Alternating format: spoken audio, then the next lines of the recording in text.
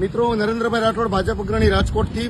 મિત્રો, અત્યારે જે રસ્તા ઉપર આપણે ઉભા છીએ તે રસ્તો ઠાકર ચોકથી કણકોટ ગામને જોડતો રસ્તો છે. અહીં બિલ્ડિંગો એટલી બની રહી છે, હોટલો એટલી બની રહી છે અને આ સ્પીડવેલ મેઇન રોડ છે, એટલે કે સ્પીડવેલથી જે કણકોટ જતો રસ્તો જે મેઇન રોડ છે અને આ રસ્તાની હાલત અત્યંત બિસ્માર હાલતમાં હોય અને અવારનવાર મારી તંત્રને રજૂઆત કરવા છતાંય આગલા વર્ષ પણ મેં રજૂઆત કરેલી, અનેકવાર લેખિત અને મૌખિક બંને રજૂઆત કરેલી છતાંય તંત્રે આમાં ધ્યાન આપેલ નથી. કારણ કે અત્યારે હજારો લોકોની આપ જોઈ શકો છો, હજારો લોકોની આ રસ્તા ઉપર અવર જવર હોવા છતાંય આજે આ રસ્તાનું બિસ્માર હાલતની અંદર રસ્તો પડ્યો હોય અને કોઈ પણનું આ રસ્તા ઉપર ધ્યાન ન હોય.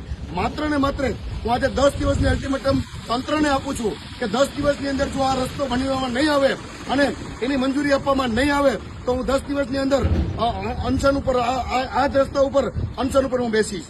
આ મારો તમને વાદો છે અને લેખિત અને મૌખિક રજૂઆત બંને હું મહાનગરપાલિકા તંત્રને આપી ચૂક્યો છું અને આજ પણ પાછું આવેદનપત્ર સ્વરૂપે આજે પણ કમિશનર સાહેબને મળી અને આ આવેદન પાઠવવાનો હોય.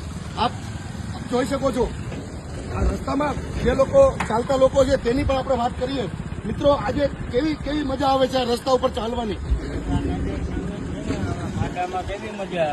અને આ કેટલો ટાઈમથી આવો રસ્તો બિસ્માર હાલતમાં છે?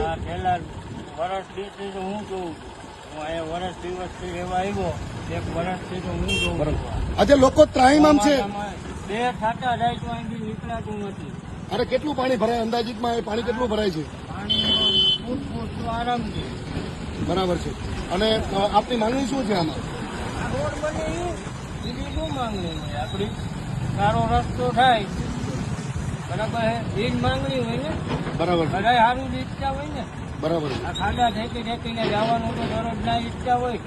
તંત્રને ખરેખર મારી વિનંતી છે કે 10 દિવસની અંદર આનું નિરાકરણ કરવામાં આવે, નહીંતર હું અનશન ઉપવાસ ઉપર બેસી જવાનો છું.